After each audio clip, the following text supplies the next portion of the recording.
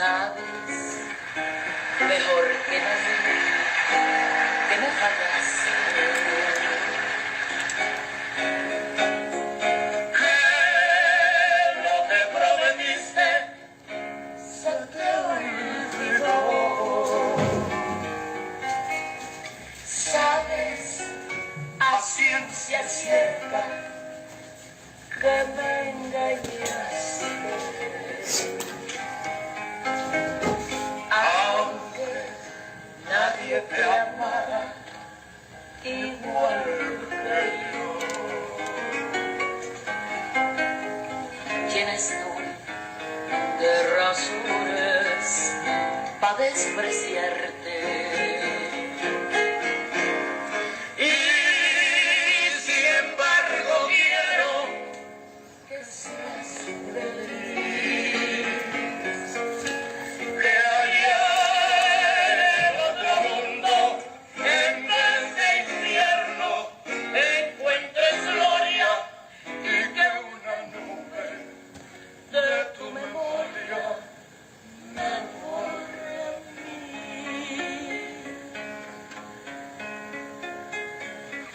Dile a quien te pregunte que no te quise. Dile que te engañaba, que fui lo peor. Y échame a mí la culpa de lo que pasa. Cúbrete tu espalda con mi dolor, que allá en el otro mundo, en vez de infierno, encuentres gloria, y que una nube de tu memoria me borre a mí.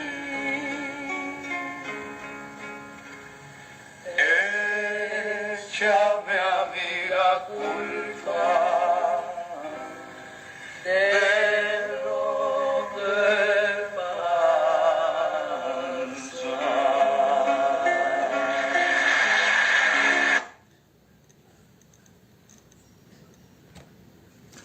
Saludos, estimados amigos digitales, donde quiera que ustedes se encuentren, reciban mi abrazo virtual, mi cariño, mi respeto y sobre todo mi agradecimiento por seguir este espacio.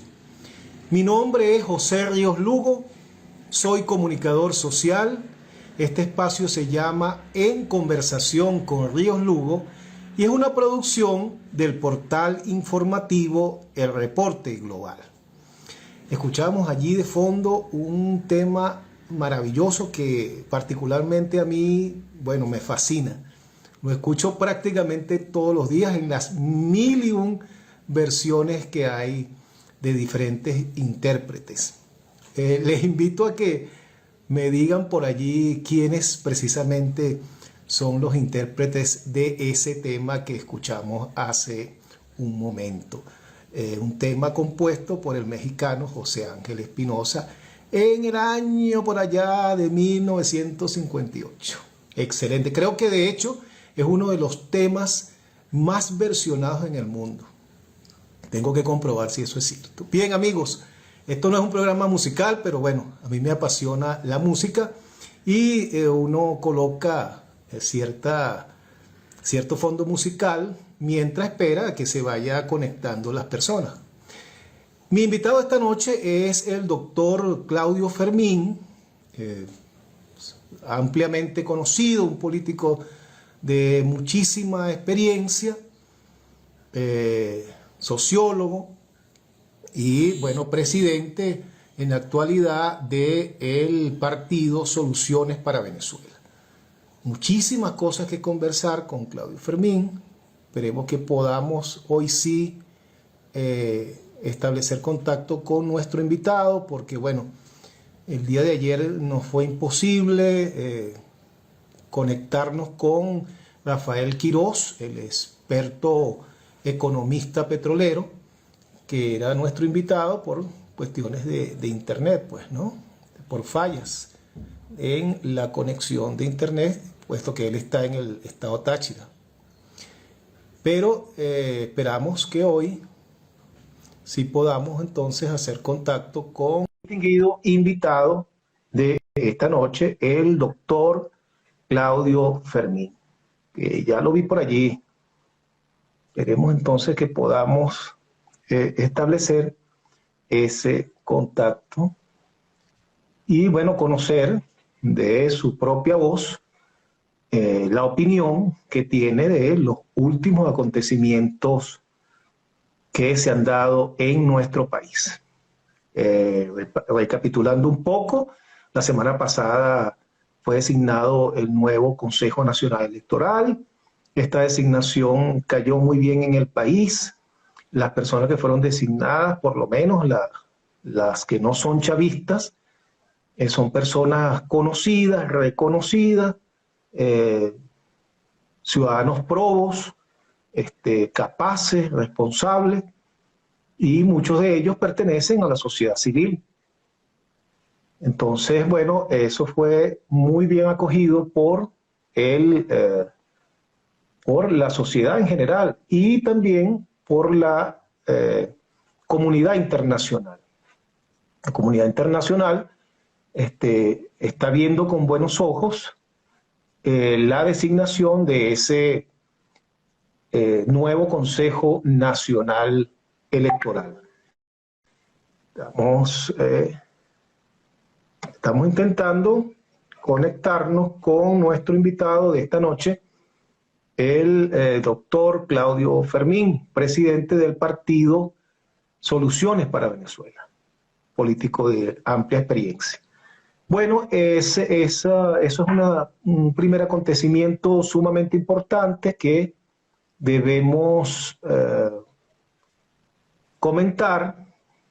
Eso yo coloqué desde el mismo día de la designación. Yo conocía previamente quiénes iban a ser los designados.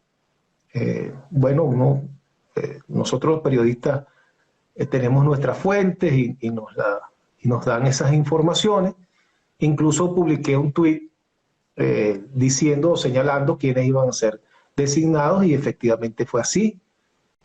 Ese es un hecho bien importante y yo coloqué ese mismo día que considero que se va a hablar ahora de un antes y un después en la situación política venezolana, una vez designado ese nuevo Consejo Nacional Electoral, que es el más equilibrado en 18 años. En este periodo de 17, 18 años, todos los integrantes que conformaron el Consejo Nacional Electoral fueron designados por el Tribunal Supremo de Justicia. De manera que luego de 18 años, por primera vez, el Consejo Nacional, los rectores del Consejo Nacional Electoral son designados por la Asamblea Nacional, que es el órgano natural, como lo establece la Constitución, para que haga esas designaciones. Eso, repito, ha sido una buena señal y yo reitero que va a significar un antes y un después en la situación política venezolana, en la vía a resolver la situación política venezolana. Otro tema importantísimo del día de hoy es lo relacionado a la respuesta que le da Nicolás Maduro al señor Juan Guaidó. Juan Guaidó el día de ayer envió un mensaje al país señalando, entre algunas otras cosas, que había que ir a un diálogo con el gobierno para salvar a Venezuela. Así lo manifestó el señor Juan Guaidó, quien además reitera su planteamiento de que deben realizarse elecciones presidenciales, luego elecciones de la Asamblea Nacional y después las elecciones municipales. En ese orden lo plantea el señor Juan Guaidó. Bueno, la realidad es que las elecciones presidenciales ya se hicieron en el 2018 y bueno, y precisamente el sector del G4, donde hace vida el señor Guaidó, participó, se abstuvo. Y las elecciones para la Asamblea Nacional se hicieron el año pasado, el 6 de diciembre, y precisamente el señor Juan Guaidó y el G4 que le acompaña se abstuvieron, pero no solamente eso, sino que tocaron la puerta de todos los venezolanos para decirle que no votaran. Entonces, esos dos procesos electorales ya se realizaron en el país. Insistir en que se hagan elecciones presidenciales, que se repitan las elecciones presidenciales y que se repitan las elecciones de la Asamblea Nacional no tiene sentido alguno y no creo que el gobierno vaya a aceptar eso. No, sería una cosa inverosímil realmente. Aquí lo que corresponde en este momento es elecciones para las gobernaciones, para las alcaldías, para los consejos municipales y para los consejos legislativos en las llamadas mega elecciones, que por cierto ayer también fue ratificado eso, porque se fue una propuesta de la oposición hacer unas mega elecciones donde hicieran conjunto todos esos procesos electorales que debían de ser hechos por separado, pero el planteamiento de la oposición fue que se hiciera, la oposición que está en la Asamblea Nacional, específicamente el planteamiento fue del señor Timoteo Zambrano, que se hicieran unas mega elecciones. Maduro también le cuajó la idea y bueno, y fue partidario de que se hicieran esas mega elecciones. Ahora este nuevo Consejo Nacional Electoral acaba de señalar que efectivamente ellos se comprometen a realizar unas mega elecciones. ¿Qué son las mega elecciones? 4 elecciones en un mismo momento. Hoy deberían dar, entre hoy y mañana, habían dicho que van a dar la fecha exacta de la realización de esas mega elecciones que convergen a las elecciones de gobernadores, elecciones de alcaldes, elecciones de consejos municipales y de consejos legislativos. Falta solamente entonces saber la fecha que esta semana el nuevo Consejo Nacional Electoral se comprometió a presentársela al país. El señor Guaidó entonces ayer hizo ese planteamiento en cuanto a un diálogo para salvar al país. Cabe señalar que estos sectores son los que han dicho 1000 veces que con delincuentes no se dialoga. Ese sector del G4, del señor Juan Guaidó y quienes le acompañan, siempre han dicho que con delincuentes no se dialoga y siempre estuvieron esquivos al diálogo. Y cuando fueron al diálogo, las veces que se hizo en República Dominicana, luego en Oslo, fueron, bueno, con el planteamiento de todo o nada. O sea, el señor Nicolás Maduro, váyase inmediatamente de la presidencia y listo, pues. O sea, es lo que nosotros digamos. Bueno, los diálogos no se hacen así. En los diálogos son procesos lentos que van hacia adelante y hacia atrás, y donde cada parte hace proposiciones, pero proposiciones realistas, proposiciones serias y responsables. No es que, ¿cómo tú vas a ir a un diálogo con un adversario y lo primero que vas a plantear en ese diálogo es, bueno, tienes que irte? ¿Cuál es el diálogo allí? Allí no hay diálogo, allí hay una imposición. Entonces ese todo o nada que caracterizó a los diálogos que se hicieron hasta ahora, no se puede repetir en este nuevo diálogo, y la noticia de hoy es que el gobierno nacional, el señor Nicolás Maduro, ha aceptado ese planteamiento de diálogo con la mediación de la Unión Europea. Cabe destacar que los Estados Unidos también está metido en ese paquete y por supuesto cuenta con el aval de la administración Biden. Yo vine señalando desde el mes de febrero, gracias a fuentes que hoy se ratifica que son buenas fuentes, que había acercamientos entre el gobierno de Maduro y la recién instalada administración Biden, y por supuesto con la Unión Europea. Muchos dijeron que eso era mentira, que no era posible. Bueno, y me desmintieron allí muchísimos cuando hice estos planteamientos, pero hoy se ve claramente que las fuentes que manejo no se equivocaron. Y se han dado acercamientos con la administración Biden y con la comunidad europea en torno a llegar precisamente a la mesa de diálogo. Hoy lo estamos viendo. Repito, mi invitado esta noche es el doctor sociólogo Claudio Fermín. Estamos tratando de establecer conexión con Claudio Fermín, pero no hemos podido hasta ahora. Queremos o intentamos que podamos llevarle esta interesante entrevista.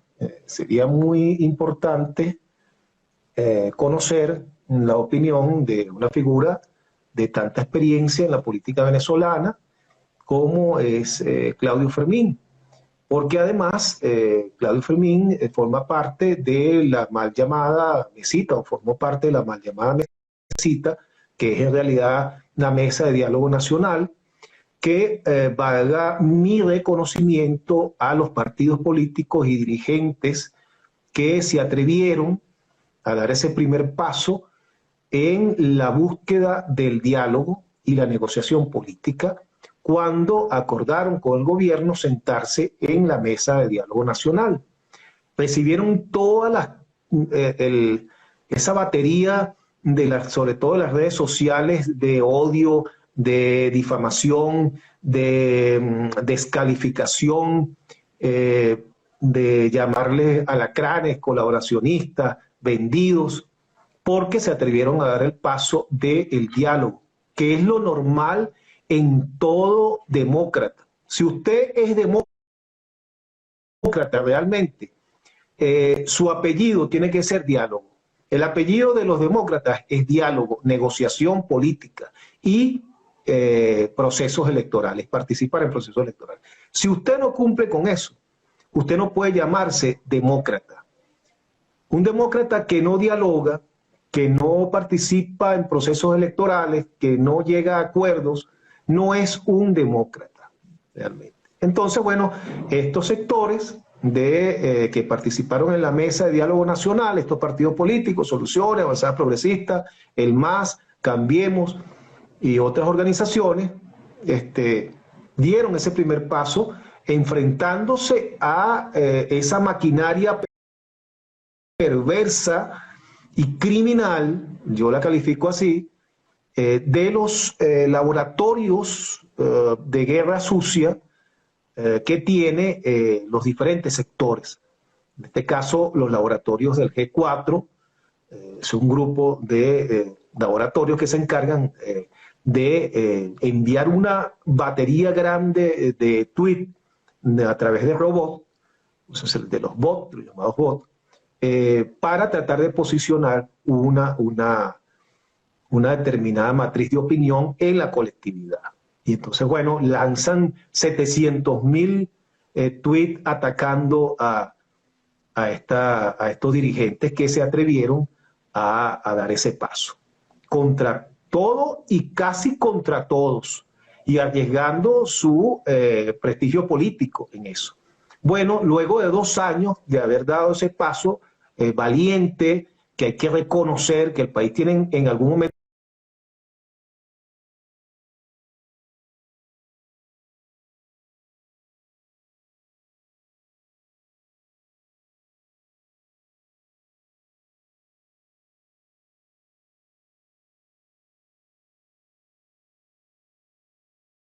que reconocerlo, hoy se están viendo los frutos. Se ven los frutos o se vieron los frutos con la elección de la Asamblea Nacional, se vieron los frutos con algunos presos políticos que se lograron salir y se ven los frutos hoy con la designación del nuevo Consejo Nacional Electoral. Entonces, ese grupo de partidos, de políticos que fue tan atacado vilmente por esos laboratorios del extremismo opositor que lidera el señor Juan Guaidó, Leopoldo, Borges, Vecchio, y por otro lado el otro equipo o el otro laboratorio de la señora María Corina Machado, bueno, se dedicaron de manera conjunta a atacar y a tratar de hundir y sabotear esta iniciativa de diálogo con el gobierno. Hoy se reivindica el diálogo, hoy muchos de esos sectores, partidos políticos y dirigentes del G4 que llamaron hasta el día de ayer a la abstención, que se negaban a dialogar con el gobierno, están volviendo al camino al camino democrático, al camino de los demócratas, que es el diálogo, la negociación política y la participación electoral. Y bienvenidos, bienvenidos. Yo celebro de verdad que estos sectores vuelvan a la línea democrática. Yo celebro que el señor Juan Guaidó haya llamado a ese diálogo con el gobierno. Celebro que hoy le haya respondido, a pesar de las burlas que hizo el señor Maduro, que me parece algo de verdad patético, refiriéndose al señor Guaidó. Eso no es serio, eso de verdad. Pero bueno, estamos acostumbrados a esas payasadas tanto de Chávez como ahora del señor Maduro. Pero bueno, rescatemos lo importante. El señor Maduro aceptó entonces ese llamado a diálogo y que sea la Unión Europea la que medie. Yo celebro eso, porque eso es lo que le hemos estado exigiendo los sectores democráticos a el extremismo, que vinieran al diálogo.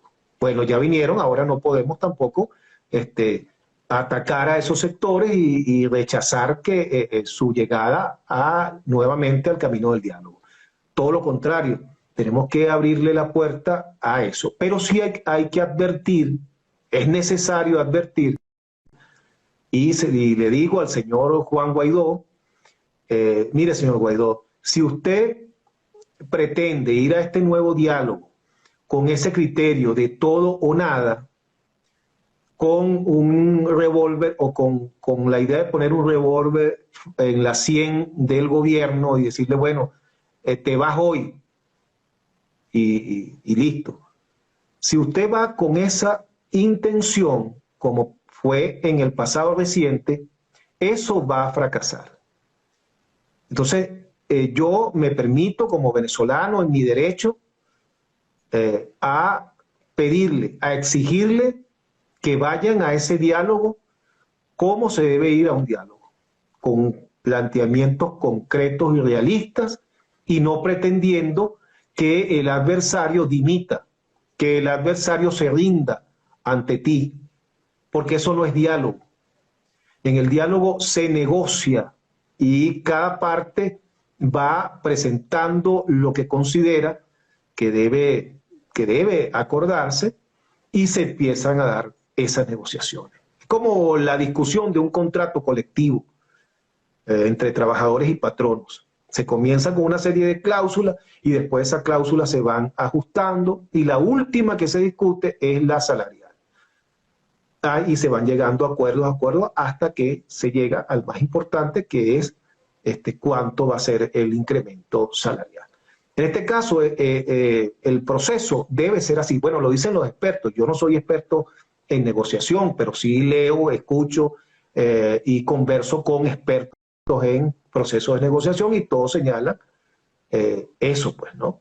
Que los procesos de negociación son procesos lentos, son procesos que tienen adelantos, pero también tienen atraso, que hay un momento en que también se estancan y son largos, son procesos largos. Nadie puede pensar o pretender que en una semana, en un mes o en 6 meses se resuelvan todos los problemas a través del diálogo. Esos son procesos graduales, pero los negociadores tienen que ser, o los sectores que están en negociación, deberían colocar a expertos en negociación. La oposición debería colocar a expertos reconocidos que tengan experiencia en procesos de este tipo al frente de las negociaciones. Eso es lo que debe hacer. Deben corregirse los errores que se cometieron en los procesos de negociación pasados. Y debe en este momento entonces irse con la apertura de saber escuchar los planteamientos de tu adversario, saber plantear los tuyos y empezar entonces el proceso de hasta dónde soy capaz de ceder yo y hasta dónde es capaz de ceder mi adversario. Y entonces está ese proceso que, repito, es un proceso largo y que debe ser llevado por expertos en esta área. Entonces yo le pido o le exijo como venezolano al señor Juan Guaidó y a ese sector de la oposición que hasta el día de ayer se negó por completo al diálogo y que decía que con delincuentes no se dialoga y que estaban sumergidos en ese fango de la abstención, que vean bien lo que van a hacer, porque si no van a poner la gran torta nuevamente. Y si ustedes van con ese planteamiento de que tiene que hacerse elecciones presidenciales, repetirse y repetirse elecciones de la Asamblea Nacional, eso va a ser un fracaso total. Si ustedes hacen punto de honor en eso, eso va a ser un fracaso total, porque el gobierno no es pendejo y ya esas elecciones se hicieron en el 2018 y ahora en el 6 de diciembre del año pasado y el gobierno no las va a repetir. Entonces hay que ser claro en lo que se está pidiendo y realista. Bueno, que se llegue a un acuerdo para una transición o para un gobierno que, por cierto, es un planteamiento que se lo escuché por primera vez a el economista Víctor Álvarez, de una especie de gobierno de coalición nacional o algo así, no recuerdo exactamente el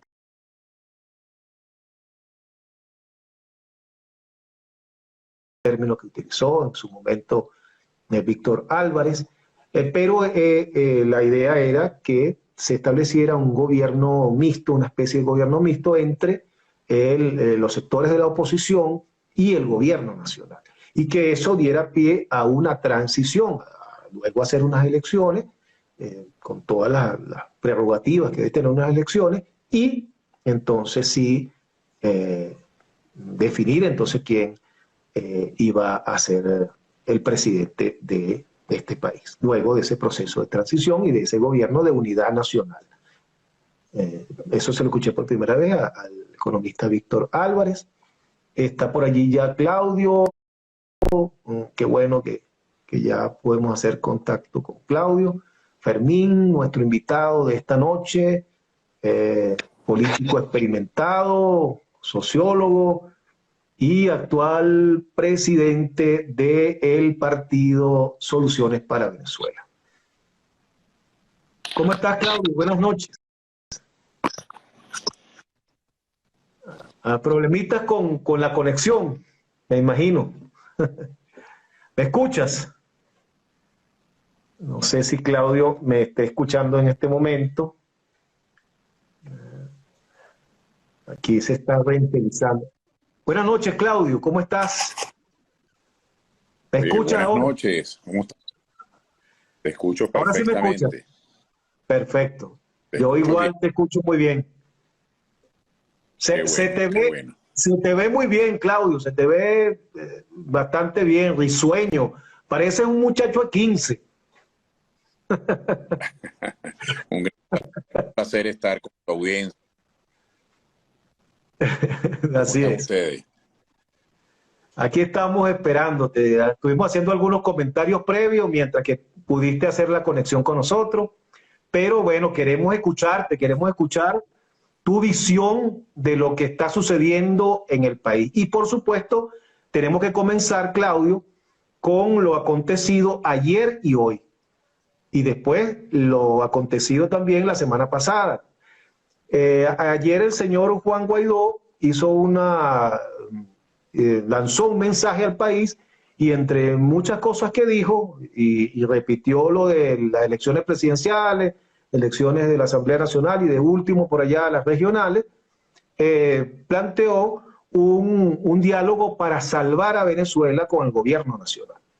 Hoy el señor Nicolás Maduro, hace algunos minutos, algunas horas, le contesta y le dice que sí está dispuesto a establecer ese diálogo con la mediación de la Unión Europea.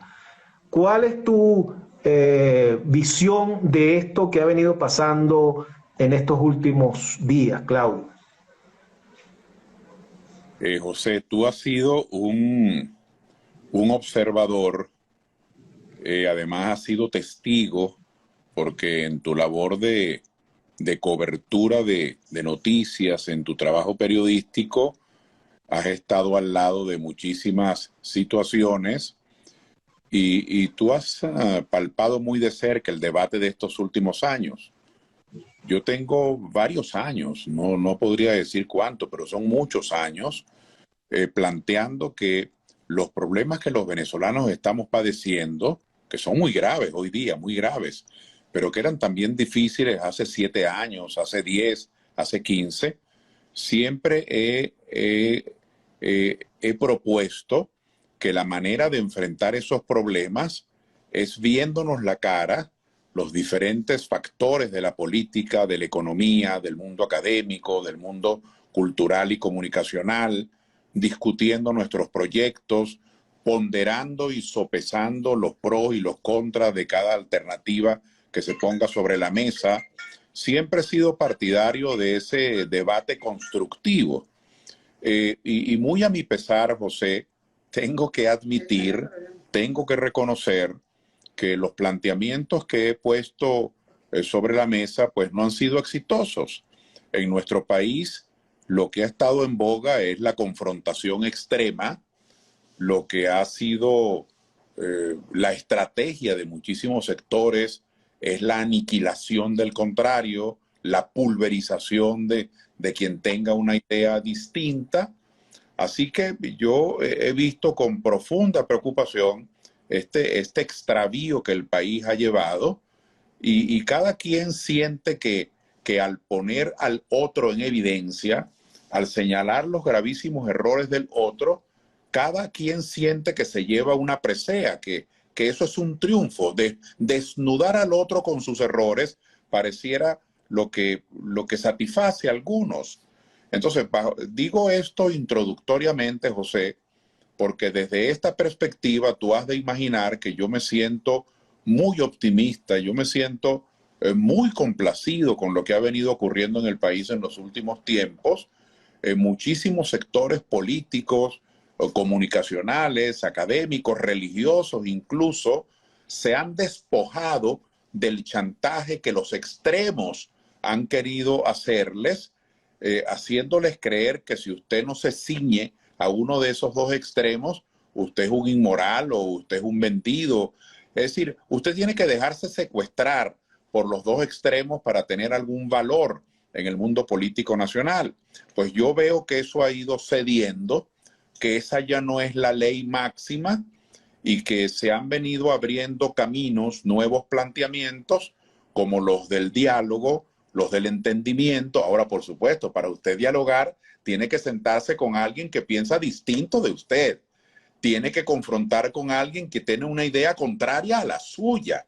Es decir, usted no va a dialogar con usted mismo en el espejo. Usted no va a dialogar con su eco. Usted va a sentarse a tratar de entenderse con alguien que difiere de usted. Y allí es donde está el esfuerzo de nación, allí es donde está el esfuerzo de integración para que salgamos juntos de esto. Se me ha criticado mucho cuando digo que salgamos juntos de esto, entonces hay quienes me ripostan. Pero los culpables no son ellos. Bueno, sí, ya cada uno de nosotros tiene identificado quién es el responsable, quién es el causante de la crisis. Ahora, hay algunos que están haciendo una especie de arqueología, algunos están tratando de descubrir qué fue primero, el huevo o la gallina, y otros que estamos conscientes de que el responsable es quien ha tenido todo el poder y lo ha hecho mal, quien ha concentrado todos los recursos, la capacidad de decisión y no ha tenido éxito. Estamos claros. Ahora, ese no es el problema. El problema no es identificar quién fue el culpable. El problema es cómo identificar una salida para que los venezolanos juntos, quienes están en el gobierno y tienen en el poder, y quienes podemos hacer propuestas alternas y podemos ayudar a que se corrijan esos errores, pues aunemos esfuerzos. Así que a mí me complace mucho ver cómo sectores que hasta ahora, hasta antier, José, estuvieron planteando el agravamiento de la crisis, estuvieron pidiendo más sanciones, fueron los solicitantes del bloqueo económico, estuvieron diciéndole al país que la única salida era la abstención. A mí me llena de gran satisfacción observar que hay sectores que de manera autocrítica, de manera seria, se han percatado que esa no es la solución. Por supuesto, me parece un poco morboso ir a pedirles a esos sectores que hagan una rueda de prensa y que le digan al país, nos equivocamos. No, esa no es la idea. El problema es que, de hecho, de manera fáctica, cuando yo observo que Guaidó, que el doctor Henry Ramos, cuando observo que Freddy Guevara, cuando observo incluso que Capriles, que no formaba parte, digamos, de estos grupos extremistas, pero que fue digamos, un personaje del titubeo, de la indecisión, participo, no participo. Entonces, frente a los titubeantes, ante los titubeantes y ante quienes planteaban agravar la crisis, cuando vemos que todo ese universo hoy dice, no señor, la manera es participar. Bueno, que ellos tomen como una especie de ramo de oliva, que ellos tomen como una especie de excusa, que ahora sí van a participar porque hay un nuevo CNE, está bien. ¿Para qué vamos a discutir eso? Hasta hace 4 o 5 meses, en las últimas elecciones, la oposición también tuvo 2 rectores, dos personalidades. Ahora tiene 2 igual, que son 2 personas apreciadas, estimadas. Para mí también lo fueron Leonardo Morales y Gutiérrez, ¿no? Yo no tengo nada que reclamarle. Pero en todo caso, si esa es la excusa que estos compatriotas esgrimen, bienvenido ese argumento. Lo importante es que se está quedando sin peso, se está quedando sin valía esa equivocación tan grave que nos lanzó por un abismo durante muchos años, que fue la abstención, que fue el agravamiento de la crisis. Yo observo, José, con muchísima expectativa, yo tengo mucha expectativa, esta nueva posición del Departamento de Estado, que han sido, le han hecho el juego a los venezolanos que solicitaron bloqueo, que solicitaron agravar la crisis. Bueno, y estos venezolanos coincidieron con un gobierno reaccionario como el de Trump, que lo que le hacía falta justamente era quien le pidiera eso para ellos emprender la ruta de sometimiento que querían emprender independientemente de lo que ocurriese en Venezuela. Entonces yo veo con una expectativa favorable que este gobierno de Biden está también tomando como excusas los cambios en Venezuela para salirse, para zafarse de la política de Trump. Entonces hay todo un proceso de distensión en marcha a nivel internacional que no está en nuestras manos, y hay un proceso de distensión en marcha a nivel interno que sí está en manos de compatriotas que con mucho coraje están cambiando el camino. Y como digo, no me parece que sea necesario que den una rueda de prensa para decir nos equivocamos. No, es obvio. Los hechos hablan por sí solos. Se ve que hay nuevas circunstancias, así que nuestro país, quienes están conectados en tu programa en Reporte Global, José, quienes te siguen día a día y que esta noche coinciden con nuestra conversación, tienen que observar, al menos es lo que yo les propongo que observen, que existen unas circunstancias distintas, que hay quienes quieren ir a votar. Yo invito a nuestro pueblo a que el próximo mes de noviembre o diciembre, cuando el Consejo Nacional Electoral lo convoque, yo invito a toda la ciudadanía que salga a votar. Voten por quien sea de su preferencia, por el partido que ustedes prefieran, por los candidatos que les gusten, pero ejerzan ese derecho porque, entre otras cosas, usted no está contento con el servicio de transporte en su municipio, allá en Valera. Usted no está contento con el servicio de seguridad personal en Cabimas. ¿A usted le parece que las vías rurales, las vías de penetración allá en Yaguaraparo, en el municipio Cajigal del estado Sucre, están abandonadas? ¿Usted cree que la basura no se recoge en Maracay, allá en Girardot o en la Costa de Oro? Bueno, usted tiene ahora la oportunidad, independientemente, y esto lo digo de manera muy formal, independientemente de cuál sea nuestra posición en la política petrolera, en la política de las empresas básicas, en la política fronteriza, que son temas del poder nacional, pero usted tiene ahora la posibilidad que la recolección de basura, que las vías de penetración, que el alumbrado eléctrico, que las canchas deportivas, que la dotación de los dispensarios, que la seguridad personal, que son materias de los alcaldes y de los gobernadores. Usted puede influir para que eso cambie. Usted puede elegir ahora un mejor alcalde, usted puede elegir otro gobernador, usted puede elegir mejores concejales.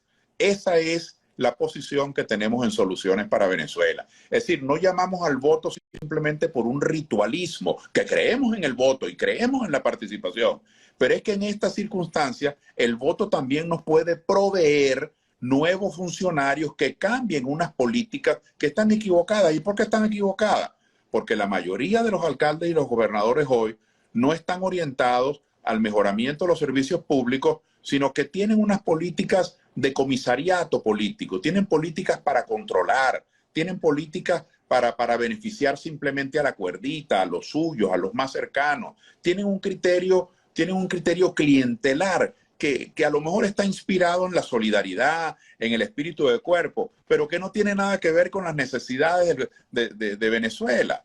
Así que yo le hago un llamado, José, a todos los interlocutores de Reporte Global y de tu programa, para que aprovechemos estas elecciones en obsequio de un cambio en la conducción de las alcaldías y de las gobernaciones, en llevar una representación que hable de los problemas que son pertinentes a los municipios y a las parroquias, en los consejos municipales y en las legislaturas, en los consejos legislativos regionales. Esa es nuestra posición. Ahora, hay un debate político nacional, por supuesto que sí, pero nosotros siempre le hemos dicho al pan, pan y al vino, vino. Estas no son unas elecciones presidenciales.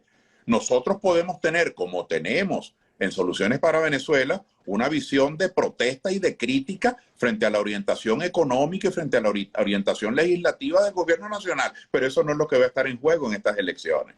Entonces yo observo también con preocupación y con tristeza esa posición demagógica que pretende convertir toda elección en un acto plebiscitario. Vamos a una elección de alcaldes y gobernadores, entonces usted oye toda una reláfica contra Maduro, pero sí que eso no es lo que está en juego. Lo que está en juego es el alcalde fulano, la gobernadora sutana, el gobernador fulano, el alcalde perencego, el concejal tal, el legislador tal en el estado cual que no cumplió. Eso es lo que en concreto vamos a elegir. O sea, ¿de qué vale pedir tantas garantías si después que usted pide garantía, usted hace una campaña como si estuviese eligiendo al presidente de Venezuela o como si estuviese eligiendo a la Asamblea Nacional, que ya la elegimos el 6 de diciembre? Entonces yo me siento muy optimista, José, en que Venezuela, nuestra tierra, nuestro país, nuestra gente, haya retomado el camino de la política. Cuando yo veo que Freddy Guevara, cuando yo veo que la gente de Henry Ramos, cuando yo veo que la gente cercana a Guaidó, cuando yo observo que la gente, digamos, que rodea a Capriles, que participo, no participo, hoy sí, mañana no, hoy están todos resueltos a participar, yo como venezolano, no como activista de un partido, sino como venezolano, yo digo, oye, por fin estamos recuperando la sindéresis, por fin estamos recuperando el sentido de la rapidez, porque todos esos supuestos atajos de la salida, de agravar la crisis, de la injerencia externa, de la abstención, resultaron los caminos más largos, resultaron en una pérdida de tiempo muy costosa para Venezuela. Entonces, si es verdad, el PSV o el chavismo, como coloquialmente le decimos los venezolanos al poder actual desde hace 22 años, el chavismo es el responsable. Es el que maneja las instituciones, las finanzas públicas, es el que ha manejado la Asamblea Nacional, es el que tiene la capacidad de decisión. Pero también hubo gente muy poderosa en la oposición que lograron capitalizar el descontento nacional, y ese descontento, en vez de utilizarlo, en vez de canalizarlo en la participación del pueblo, lo canalizaron equivocadamente en la abstención, en la agitación, en los golpes de Estado, en la injerencia militar extranjera y civil extranjera. Es decir, el uso de ese descontento fue infame. Entonces yo creo que lo que está ocurriendo hoy, este regreso a la política, a la participación, es muy conveniente para el país. Claudio, te escuché decir algo que no es usual que uno, el que no es militante de partidos políticos, un ciudadano cualquiera como yo, no es usual escuchar a un político decir reconozco. Tú dijiste hace rato que reconocías que algunos de tus planteamientos simplemente, bueno, no habían tenido acogida en el país. Hubo un proceso electoral el año pasado, el 6 de diciembre, donde, bueno, la abstención fue la que triunfó, si se puede decir eso un triunfo, ¿no? Si se puede denominar como triunfo. Pero en ese proceso los partidos que han creído siempre en la vía democrática no fueron todos unidos. Y era una expectativa de la sociedad venezolana. De hecho, en las encuestas, en las mediciones de opinión pública, una de las cosas que manifiesta el ciudadano es, bueno, pero es que queremos que haya unidad. Queremos ver a los líderes políticos y a los partidos en unidad, como se hizo en el 2015, cuando la famosa manito que todo el mundo, que todos los partidos convergieron en esa unidad. Algunos consideran la unidad o ven la unidad como agarrarnos todos de las manos y jurarnos amor eterno. Y resulta que en política la unidad no es eso, es otra cosa. Entonces, ¿qué experiencia queda de no haber logrado un mayor consenso de organizaciones políticas para enfrentar ese 6 de diciembre? Y si este año sí pudiera avanzarse en ese sentido, que entendemos que es un camino que no es fácil ponerse de acuerdo las diferentes organizaciones. ¿Cómo ves tú que se pueda dar ese proceso y cuál es el aprendizaje obtenido, Claudio, del año pasado?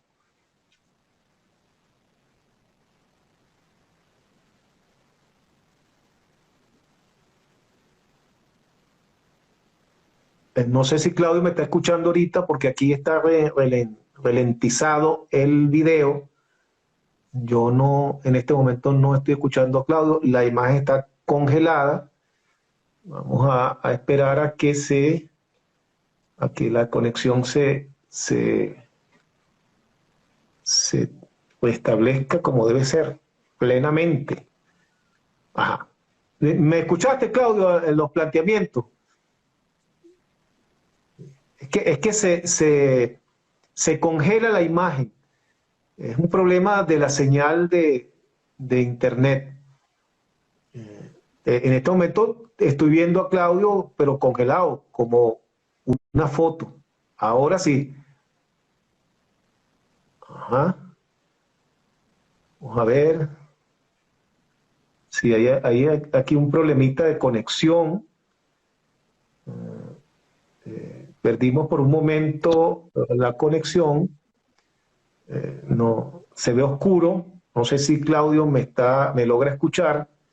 En este momento veo, me está escuchando, pero yo no te veo porque está en oscuro. Pero sí te estoy escuchando, Claudio. Bueno, entonces tratemos de sacar provecho al menos del audio. Sí, que es lo más importante. No sé si lograste escuchar algo de lo que te planteé. No. Dos cosas. ¿Qué enseñanza o qué queda de ese proceso del año pasado? Y si ves perspectivas viables de consensos, de mayores consensos para las elecciones regionales de este año.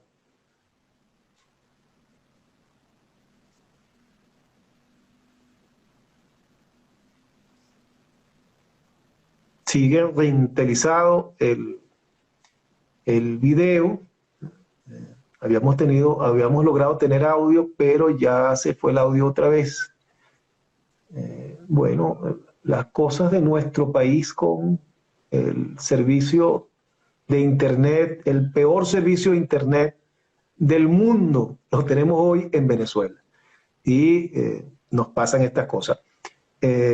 Claudio, se cayó la transmisión con Claudio, pero él seguramente va a intentar retomar la transmisión y vamos a estar aquí a la espera de darle nuevamente participación, pues, para continuar escuchando, bueno, la forma de ver la situación nacional de un dirigente político de tanta experiencia como es el doctor Claudio Fermín, sociólogo, presidente del partido Soluciones para Venezuela. Por ahí está Claudio, tratando otra vez de conectarse con nosotros. Ojalá podamos, porque está bien interesante. Aquí estamos otra vez. Ok, sí, volvimos. Bueno, qué bueno. Qué bueno. Bueno, la situación de los servicios de Internet. Claudio, te decía en líneas generales, ¿qué experiencia queda del año pasado cuando no se logró ese consenso de todas las organizaciones políticas que participaron?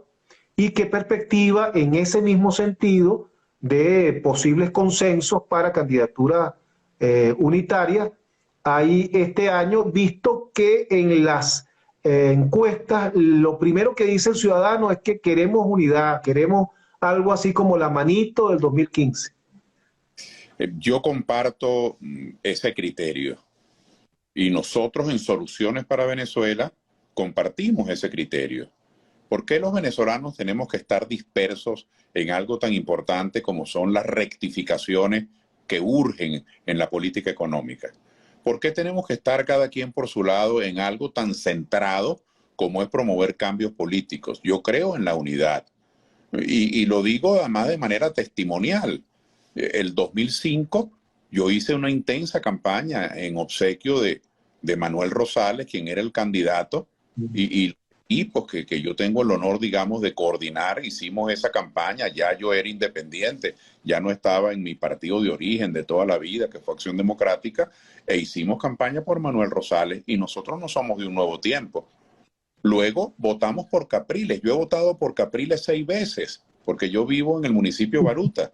Yo he votado por Capriles 2 veces para alcalde, 2 veces para gobernador y 2 veces para presidente, y yo no soy de Primero Justicia. Nosotros votamos por Henry Falcón y le hicimos campaña al amigo Henry Falcón, un hombre con mucho merecimiento, que puso gran coraje en su campaña, y nosotros no somos de Avanzada Progresista. Es decir, quienes hoy estamos en Soluciones para Venezuela, José, creemos en la unidad, creemos en esa conducta convergente. Ahora, la unidad tiene que construirse también con un espíritu de inclusión. Por ejemplo, yo te puedo decir anecdóticamente que Soluciones para Venezuela, que apenas tiene 3 años, en un momento otros partidos de oposición, cuando íbamos a hacer planchas unitarias, nos decían, bueno, vamos a ver, ¿cuántos votos sacaron ustedes en la última elección para la Asamblea Nacional? Y nosotros le dimos, bueno, es que nosotros no existíamos. La última elección para la Asamblea Nacional fue el año 2015. No, pero vamos a hacer esta plancha de acuerdo a los votos que se obtuvieron. Pero si es que nosotros no existíamos, ¿cómo se puede utilizar esa unidad de medida? Entonces pongo eso no de manera anecdótica, sino de manera cierta para por lo menos ilustrar que no es fácil concretar elementos para tener planchas unitarias. Nosotros hemos sido partidarios del consenso, hemos sido partidarios del diálogo, e incluso en la misma mesa de diálogo que nosotros ayudamos a crear, porque creemos en eso. Nosotros creemos que hacer oposición no es decretar guerra a muerte. Nosotros creemos que promover el cambio no es pedir la crucifixión de quienes están gobernando. Nosotros creemos en una política civilizada para Venezuela, que brinque, que dé un salto por encima de esta barbarie, de este zancadilleo, de estas políticas bajas, de intrigas, de chismes. ¿Tú sabes cuánto se invierte en las redes en guerra sucia, José? En guerra sucia, en laboratorio. Claudio, ¿cómo Estamos estás? conectados de nuevo. Otra vez, estamos conectados. Se cayó, pero volvimos. Bueno, Somos disculpe. insistentes. Somos insistentes. Nosotros creemos en la unidad, lo hemos demostrado con nuestra conducta. Hemos propuesto que la unidad no es simplemente un problema de afinidades personales o de simpatías de piel, sino que debe partir de presupuestos programáticos y temáticos. Nosotros estamos asistiendo, Soluciones para Venezuela, a las reuniones unitarias que se están haciendo. Ahora son complejas, son difíciles, ¿no? Porque son comunidades políticas y cada quien tiene su sesgo, cada quien tiene su manera de ser. Allá hay partidos que le dan mucha importancia a tener relaciones con tal o cual país, parecen unas cancillerías, ¿no? Hay otros partidos que le dan importancia, a ciertas alianzas de tipo burocrático. Son realidades. Entonces la unidad no se decreta, la unidad se va construyendo, y es posible que en ese bloque de 15, 16 partidos que estamos hablando, hay partidos que tienen tarjeta, hay partidos que no tienen tarjeta, hay partidos que participamos antes, hay partidos que no participaron antes. Es todo un universo sumamente complejo. Y ahora a eso agrégale, por ejemplo, toda la gente alrededor del amigo Capriles que no participaron y que ahora van a participar. Agrégale la gente alrededor del doctor Henry Ramos, que ahora van a participar, la gente de Freddy Guevara, que están conversando con el gobierno. Nosotros en Soluciones para Venezuela, la última vez que vimos a un líder del gobierno, el doctor Jorge Rodríguez, que habló tanto con nosotros en la mesa de diálogo, fue en septiembre del año pasado. Ahora yo veo que Freddy Guevara se reúne con el gobierno todos los días. Bueno, a mí me parece que eso es un notición, porque eso cambia las reglas. Eso significa que quienes estaban en una posición más contumaz y quienes se decían los unos a los otros, unos tales y unos cuales, bueno, hoy están sentados conversando. A mí me complace porque quiere decir que Venezuela va primero. Entonces, el cuadro es sumamente complejo. Yo creo, no obstante, que siempre es preferible opciones claras, unitarias. Me parece que ese es el tipo ideal. Ahora, eso es lo ideal, pero la vida real, la vida cotidiana no es un cuento de hadas. La vida cotidiana tiene, bueno, tiene sus aristas, sus callos, sus arrugas, tiene sus desavenencias, es una cosa distinta, ¿no?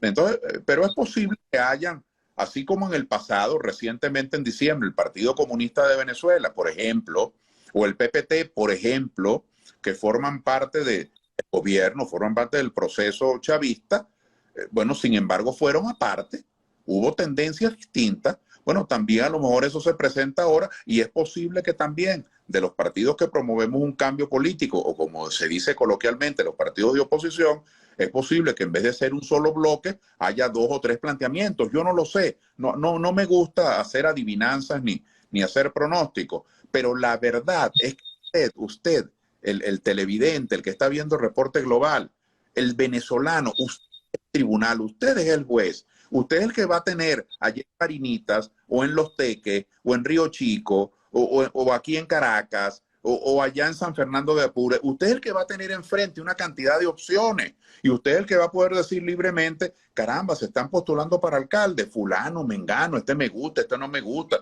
este lo hizo mal, este lo hizo bien. Se está postulando este señor para concejal, oye, a este no le creo, a este sí le creo. Es decir, en fin de cuentas, más allá de lo que los actores políticos podamos hacer en el campo de la oferta, en el campo de la oferta política, yo creo que lo más valioso es lo que haga el ciudadano en el campo de la selección política. Es el ciudadano el que va a tener... Ahora, hay una exigencia, Claudio, hay una exigencia de hace muchos años de la dirigencia, de la militancia de los partidos y de la misma colectividad, de que en el caso de elecciones regionales, de alcaldes, de concejales, de gobernadores, se toma en cuenta los liderazgos endógenos, los liderazgos autóctonos de las diferentes regiones.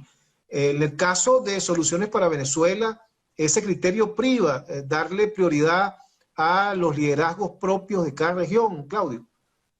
Mire, yo me reuní ayer en la mañana con el doctor Felipe Mujica y la doctora María Verdeal, de líderes del movimiento del socialismo, y yo les expresaba justamente mi preocupación de que yo observo que las reuniones, los entendimientos, las aproximaciones entre los líderes naturales de los estados, de las regiones, están marchando con gran celeridad en San Fernando de Apure, en Cumaná, en San Felipe, en Ciudad Bolívar, en Unare y en San Félix. Se reúnen los líderes de diferentes partidos que se conocen, que se reconocen los unos a los otros, que conocen de las luchas de cada quien y andan armando ya propuestas, lo que ellos llaman coloquialmente en el trajín diario de la política, andan armando unas maquetas, unos proyectos.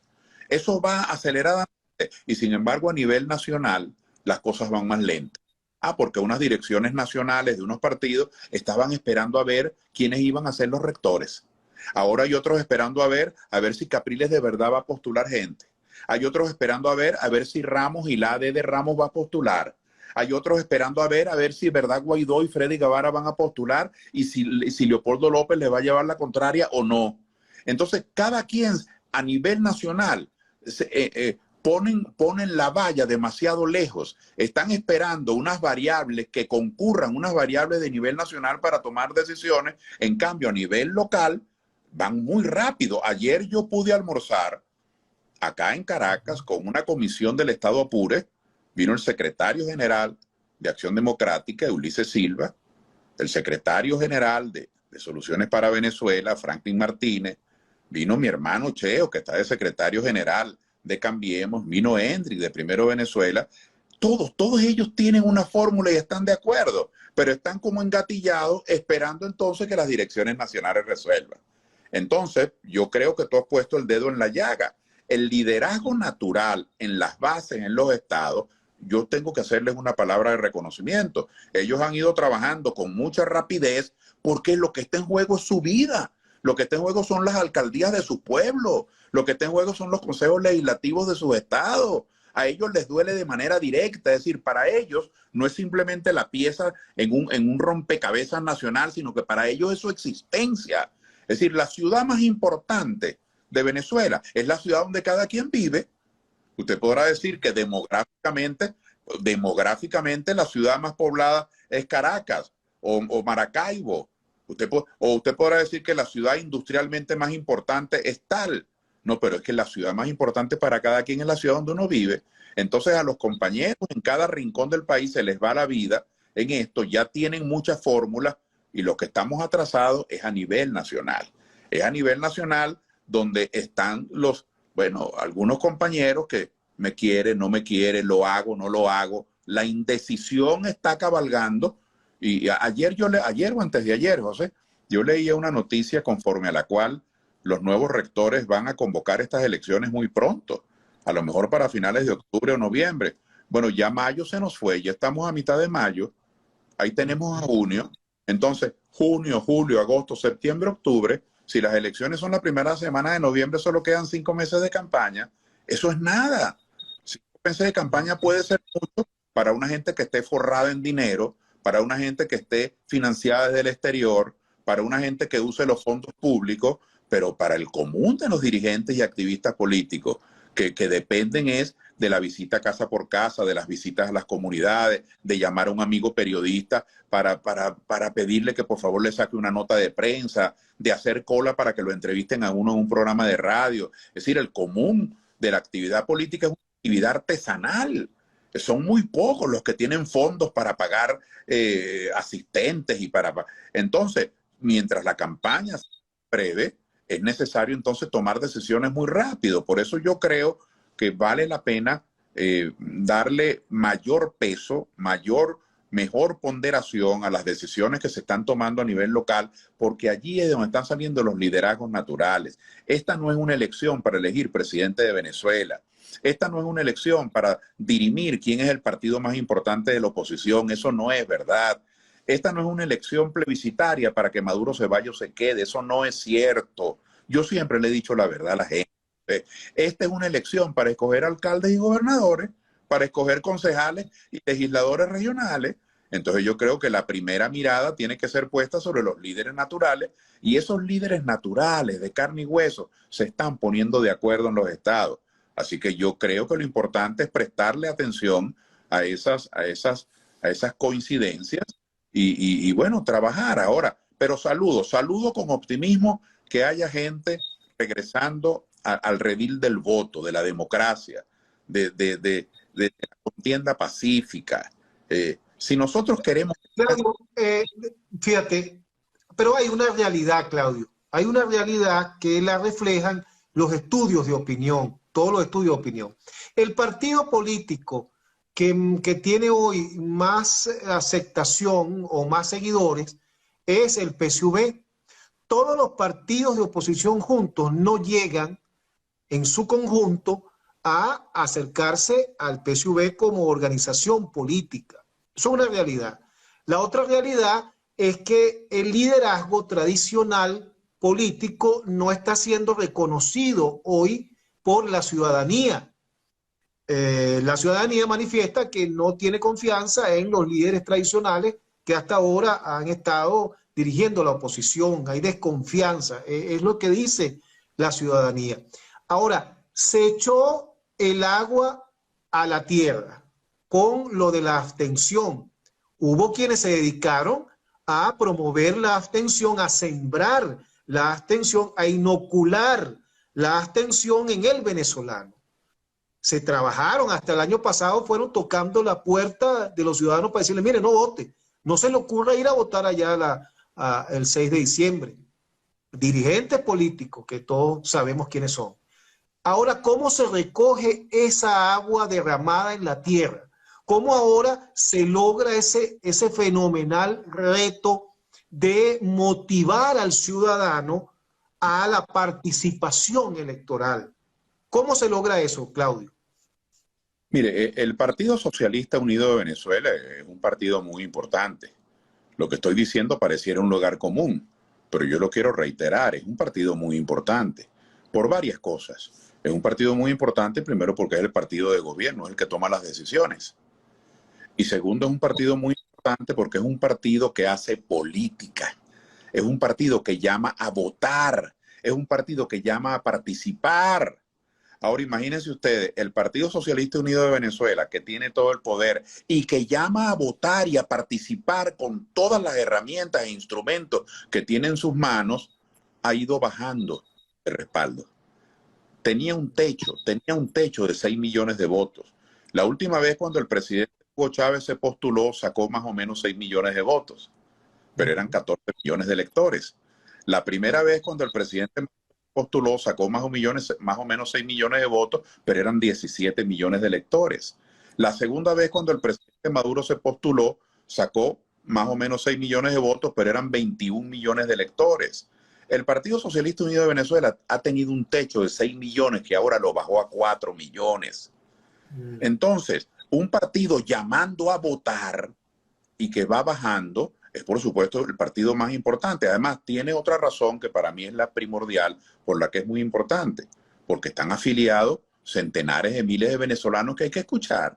Entonces, esos venezolanos que están en el PSV no son pueblo. Esos no son venezolanos. Como piensan distinto de mí, no son venezolanos. Yo le concedo mucha importancia al PSV, como le concedo mucha importancia a todos los partidos. Ahora, ¿qué ha ocurrido en los otros partidos? Que hoy tú, con mucho juicio estadístico, los colocas en partidos de segunda o de tercera desde el punto de vista cuantitativo. Pero ¿y cómo no iban a estar por debajo del PSV? Si es que la mayoría de esos partidos han llamado a no votar. Entonces, ¿cómo los cuentas? Si el PSV con todo su poder llama a votar y todos estos partidos desde la oposición llaman a no votar, cuando tú vas a cotejar la cifra de votos, eso es lo que te hace decir que es el partido más importante. Entonces, es de perogrullo que esa es una carrera donde está corriendo solo en el hipódromo, por decirlo así, está corriendo solo el partido de gobierno.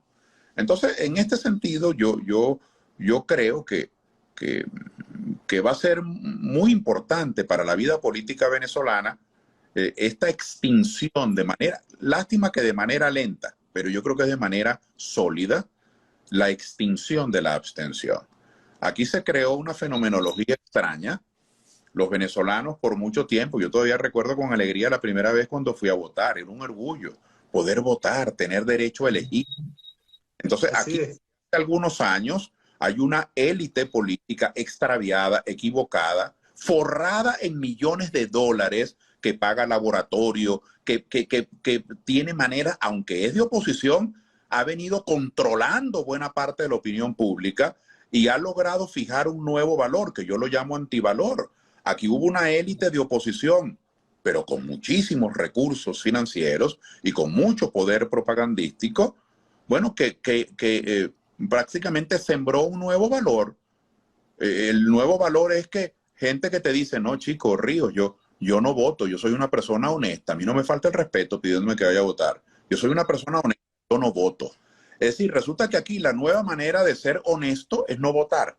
La nueva manera de ser buen ciudadano es no prostituirse votando.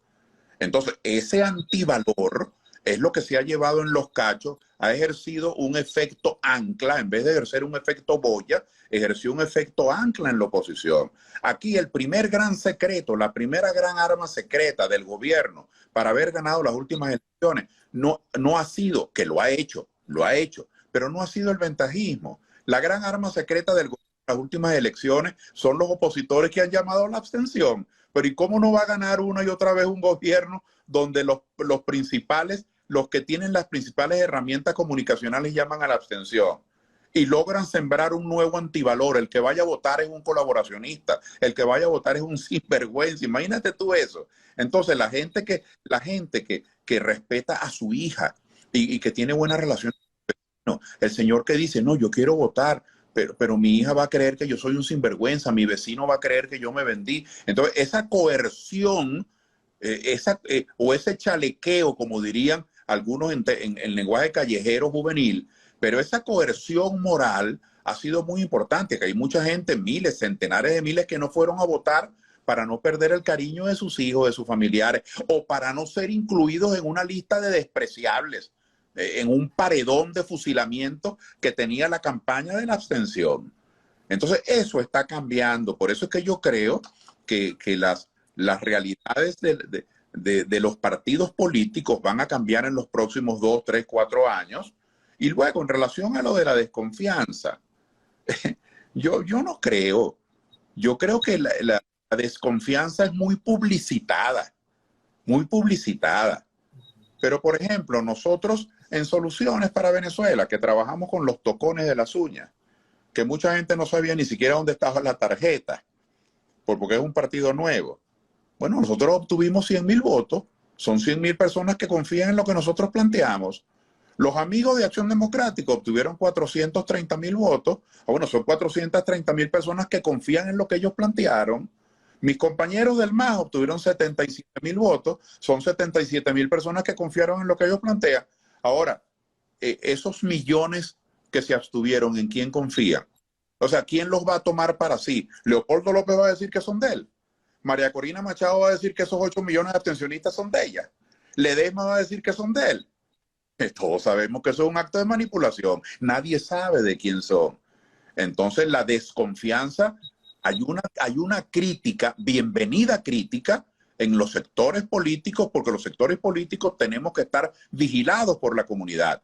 Tenemos que ser objeto de vigilancia permanente. Tiene que haber demandas consistentes sobre nosotros, porque lo que los sectores políticos deciden afecta a toda la comunidad. Tiene que haber una alerta siempre en relación a los sectores políticos, pero no es verdad que todos los sectores críticos desconfíen, y no es verdad que esos sectores que se abstuvieron desconfían. No, esos sectores que se abstuvieron, buena parte de los abstencionistas, no me refiero a los padres intelectuales, a los autores intelectuales, me refiero a la gente común y corriente, así sea doctor en química cuántica y sea médico cirujano, me refiero a la gente, o sea obreros, o sea deportista o músico, la gente común y corriente que se abstuvo porque era lo que decía la mayoría, porque entonces van a creer que soy deshonesto. Bueno, usted oye injunto. Yo he visto mensajes en los textos de profesionales muy valiosos en el campo de la medicina, de la ingeniería, pero que realmente, con toda franqueza, pues, con formación política bastante precaria, opinan pontificando, bueno, como una mezcla de Winston Churchill con Kennedy, Betancourt y Aristóteles, una cosa. Opinan, es decir, lo que ellos dicen es la verdad y todo cuanto se opine contrario es un acto de corrupción y de sinvergüenzura. Bueno, esa es la libertad. La libertad da para todos, José. La libertad da para que escuchemos grandes situaciones y la libertad da para que también todos nosotros, hasta el del más bajo en mi nivel, podamos expresar nuestra rabia, nuestro disgusto, pero la mejor manera de expresar ese disgusto y esa crítica es participando, votando. En Venezuela no se cuentan ausencias. Se puede ausentar el 80% de la población.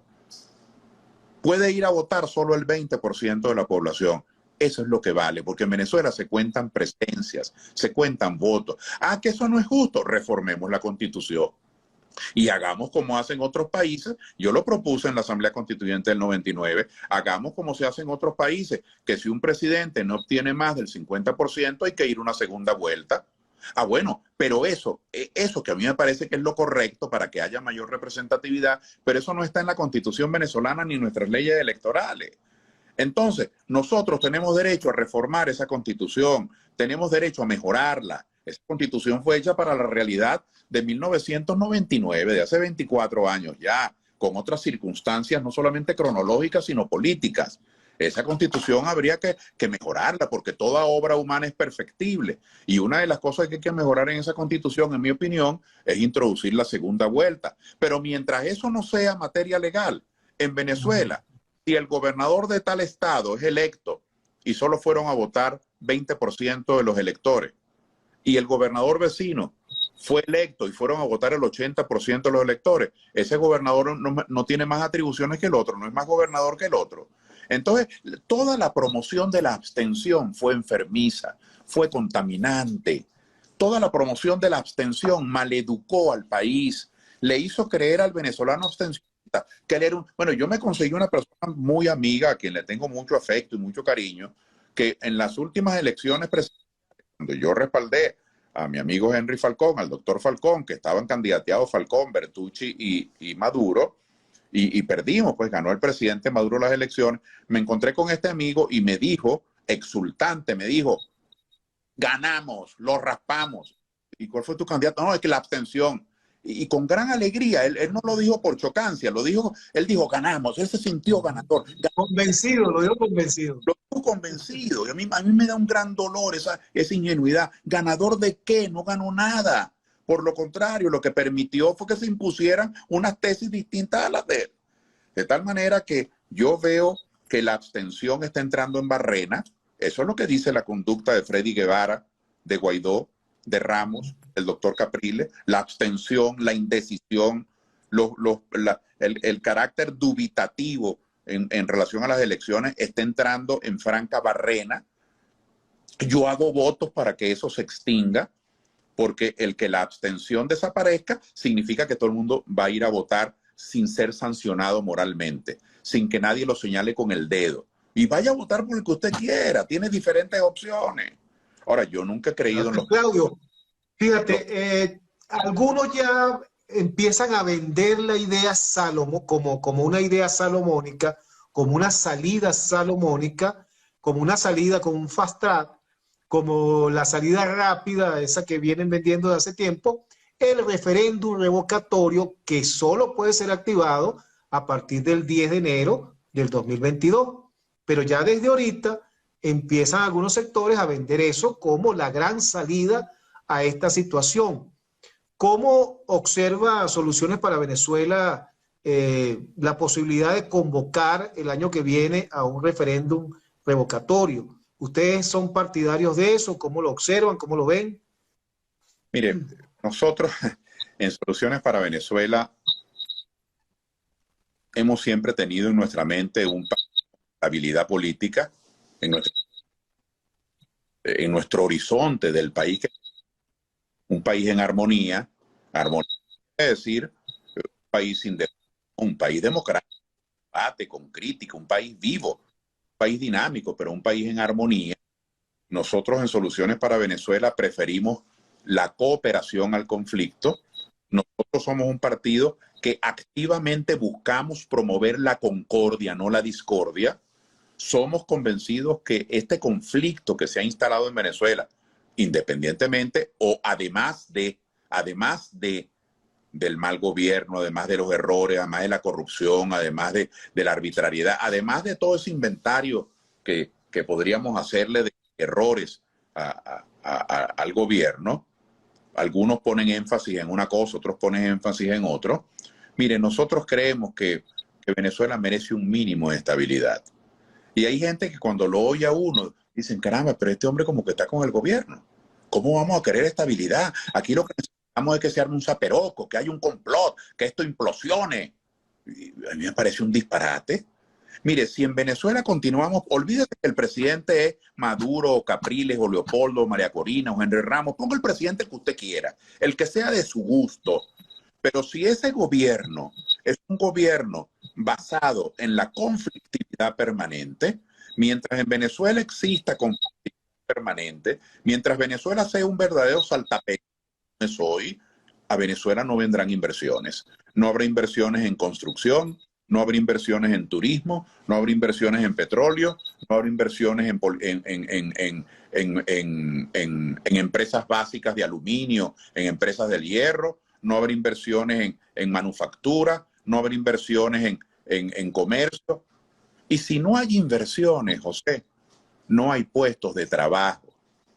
Y si no hay puestos de trabajo, no hay ingresos. Y si no hay ingresos, la familia no puede, la familia González, Machado, Urdaneta, como se llame la familia en el Zulia, en Puerto Ayacucho o en Margarita, no puede consumir textiles, no puede comprarle la muda a los muchachos, no puede consumir calzado, no puede consumir alimentos, no puede consumir vivienda, es decir, no puede arreglar la gotera que tiene, ni puede arreglar la poceta que se le dañó. Aquí hay casas, como dice una amiga, aquí hay casas en urbanizaciones que son ranchos de lujo, porque aquí el deterioro de la clase media ha sido creciente. Entonces, para que existan ingresos en la familia venezolana, tiene que haber un mínimo de estabilidad y armonía, porque esos ingresos es lo único que permite la calidad de vida. O lo voy a decir en Venezuela es un drama, que se ha depauperado la clase media y que nuestro principal drama es la pobreza. Si queremos realmente definir políticas que nos saquen de la pobreza, la primera premisa, la constante sobre la cual hay que desarrollar otras variables económicas, gerenciales, para salir de la pobreza, es la estabilidad y la armonía. Si no hay estabilidad, si no hay armonía, si no hay un mínimo de consenso, no vienen inversiones. Entonces yo digo esto porque bajo ese parámetro, en Soluciones para Venezuela, somos muy cuidadosos cuando hacemos planteamientos políticos. Hay planteamientos políticos que pueden ser aparentemente muy populares porque la gente hace catarsis con eso, pero que no son convenientes. Si tú dices ahorita aquí en esta conversación, chicos, vamos a salir de este gobierno de Maduro en las próximas elecciones. Entonces vendrá y la gente, bueno, a lo mejor nadie te critica, pero nadie te aplaude. Vendrá otro por ahí que entra por la puerta y dice, no señor, vamos a salir en un referendo a mitad de periodo. Entonces sí, se alebrestan algunos cuantos porque ven que es más rápido. Pero hay uno que es más avispado y dice, no, vamos a salir de Maduro mañana. Bueno, lo levantan en hombros, que fue lo que pasó con Guaidó. La demagogia del maximalismo. Es decir, la propuesta de la cosa es para mañana, la típica demagogia, te lo doy todo y te lo doy ya. Ese fue el planteamiento de Guaidó. Y por eso un dirigente relativamente desconocido como el diputado Juan Guaidó se convirtió en una celebridad porque con apoyo externo y con apoyo millonario interno le ofreció al país hace 2 años que la salida era para mañana. Bueno, el mañana todavía lo estamos esperando porque era mentira. Entonces yo le tengo mucha desconfianza a esos planteamientos de la inmediatez que lo que buscan es llevarse unas palmas, llevarse unos aplausos. Yo todavía lo recuerdo, él ha dado otras explicaciones, con todo respeto, yo le tengo mucho respeto, siempre lo oigo con atención, pero yo todavía recuerdo cuando el doctor Ramos Ayub dijo, lo vamos a sacar en 6 meses. En 2 semanas subió de un punto en las encuestas a 25 puntos. ¿Y dónde estuvieron los 6 meses? Ah, porque la gente está tan deseosa del cambio, la gente quiere el cambio, los venezolanos queremos un cambio, pero no por eso, porque la gente quiere un cambio, entonces tú te vas a vacilar a la gente y vas a manipular a la gente con sus deseos de cambio diciéndole mentira. Porque ese cambio en 6 meses era mentira. Ese cambio al día siguiente de Guaidó era mentira. El cambio real que pudimos haber tenido fue en mayo del 2018 en las elecciones presidenciales. Pero ellos llamaron a la abstención en vez de llamar a votar. Entonces yo le tengo mucha desconfianza a esos planteamientos y muchos están haciendo el planteamiento del revocatorio. Óyeme esto, José. Muchos están haciendo el planteamiento del revocatorio y en confianza te dicen, bueno, yo sé que eso no es posible, yo sé que no lo podemos ganar, pero hay que hacerlo para ponernos en sintonía con el descontento. O sea, tú tienes que agitar, tú tienes que introducir la inestabilidad, tú tienes que lanzar a la gente un abismo para tú ser popular. Entonces yo creo que esto hay que estudiarlo con mucha atención, esto hay que estudiarlo con muchísimo detenimiento, porque el problema no es solamente salir de Maduro. Si tú sales de Maduro y de ese gobierno de una manera que está asignada por la agitación, por la violencia, por la inestabilidad, el gobierno que venga, porque te voy a decir una cosa, si tú sales de Maduro por un referendo revocatorio, fíjate tú bien, aquí hay varios detalles para que lo analicemos, porque este es un programa entre gente adulta, aquí no estamos haciendo propaganda, aquí estamos haciendo análisis. Primero, tú tienes que sacar 6.300.000 votos. 6.300.000 votos. Y con toda esta promoción de la abstención, y que seguramente lo van a seguir promoviendo. Yo he visto videos de la ingeniero María Corina Machado, donde, bueno, en 2 platos, todos los que estamos promoviendo las elecciones somos unos venezolanos inconscientes, irresponsables, casi que corrompidos, porque lo correcto es que no se vaya a votar. yo me imagino que como el planteamiento de la ingeniera Machado, va a haber mucha otra gente haciendo ese planteamiento, posiblemente Leopoldo López, Julio Borges, y va a haber muchísimos sectores forrados de dinero promoviendo la abstención porque no son ellos los candidatos. Ahora, yo digo, si en ese referéndum revocatorio, o sea, vamos a suponer que se convoca el referéndum, si en ese referéndum revocatorio la oposición, por decirlo así, sacamos 5 millones de votos y el gobierno saca 2 millones, algunos dirán ganamos. No, no hemos ganado. Hay que sacar un voto más de los que Maduro sacó. Hay que sacar 1.300.000 primero. Segundo, a los 30 días tendrían que convocarse las nuevas elecciones. Ah, pero si a los... Claro, disculpa que te haga una observación antes de eso. Pero antes de todo eso está lo de las firmas, que Sí, son no, nada más y nada menos que más de 4 millones de firmas que hay que recoger. pero supongamos que se O sea recogen que las... ya eso es una empresa bastante... Bienvenida a tu observación, pero yo bienvenida a esa observación desde el punto de vista didáctico. Ahora, supongamos que se recogen las firmas. Ajá. Se recogieron las firmas. Se obtuvieron 5,5 millones de votos y el gobierno sacó 2,5 millones. ¿Ganamos? No, no ganamos nada. Porque no se trata de ganarle al gobierno, se trata de ganarle a la última votación de Maduro. Se trata de sacar 300.000 votos. Ajá, y si tú sacas los 6.300.000 votos, pido atención para esta observación que voy a hacer. A los 30 días habría elecciones. Allí es donde viene el problema. Porque entonces dirá la gente, por ejemplo, de Leopoldo López, el candidato tiene que ser Leopoldo, porque si Leopoldo no es el candidato, no buscamos votos para la abstención. O dirán los de María Corina, si el candidato no es María Corina, no buscamos votos para la abstención. O dirán los de Borges, si el candidato no es Borges, no buscamos votos para la abstención. O dirán los de Capriles o los de Fútbol. Es decir, que habría que tener además un candidato único previamente seleccionado, porque tú sabes que sería cruel que se ganase el referendo revocatorio obteniendo 6.300.000 votos y que luego el chavismo ganara las elecciones porque la oposición no fuese capaz de tener un candidato único. Es decir, no es tan sencillo. Yo estoy de acuerdo en que es un derecho constitucional, eso es de perogrullo. Cuando a mí la gente me dice, es que eso es un derecho constitucional, provoca decirle como cuando estábamos en la escuela primaria, hay Colón, descubrió América, Colón, el caballo blanco de Bolívar, que es un derecho constitucional. Eso es de perogrullo, eso no lo está discutiendo nadie. La discusión es si ese derecho constitucional es viable, si se puede instrumentar, si se puede implementar. Es decir, si es una salida política que en vez de procurar un triunfo va a procurar un fracaso. Porque yo pregunto, ¿y si se pierde ese referendo revocatorio? Entonces, si se pierde ese referendo revocatorio como hipótesis, ¿no estarías dando un paso atrás en vez de seguir acumulando fuerza para las próximas elecciones presidenciales que vienen? Entonces yo digo que ese es un tema. Pero además le darías 6 años más desde ese momento al gobierno. Exactamente. Entonces del apuro no queda sino el cansancio. Nosotros en Soluciones para Venezuela no lo negamos, pero no aceptamos esa tesis peregrina de plantearlo como una panacea, como si estuviéramos descubriendo la salvación del mundo, porque no es verdad. Es un tema muy complicado. Es un tema profundamente complejo que hay que analizarlo. Ahora, eso no es todavía. Lo que ocurre en este momento son las elecciones de gobernadores y de alcaldes. Y yo pregunto, para esos que dicen que no hay condiciones, para esos que dicen que con este consejo electoral no se puede votar, porque yo oigo mucha gente que lo dice y leo mucha gente que lo escribe, y yo les pregunto, ¿y ese referendo revocatorio que ustedes plantean, con qué consejo electoral se haría? Pues no sería con este mismo. Es decir, están llenos de contradicciones, están llenos de planteamientos gaseosos. Entonces yo digo que hay que pisar tierra. Los venezolanos en este momento tenemos un gobierno. Ese gobierno le gusta a unos venezolanos y no nos gusta a otros, pero ese es el gobierno de Venezuela. Y los venezolanos tenemos que arbitrar fórmulas inteligentes para resolver nuestros problemas.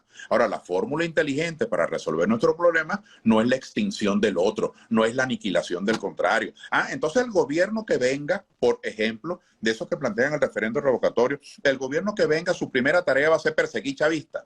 Es decir, no habrá un solo chavista que pueda ser director de contabilidad, ni jefe personal, ni analista de sistemas en ningún organismo público, ni puede haber ningún chavista que sea director de un hospital. Es decir, a execrarlos. Es decir, vamos a copiar de manera rudimentaria y vulgar ese planteamiento tan torpe del no volverán. Es decir, en eso se va a convertir Venezuela, en un país de venganzas recurrentes. Hoy esto contra aquello, mañana aquello contra esto.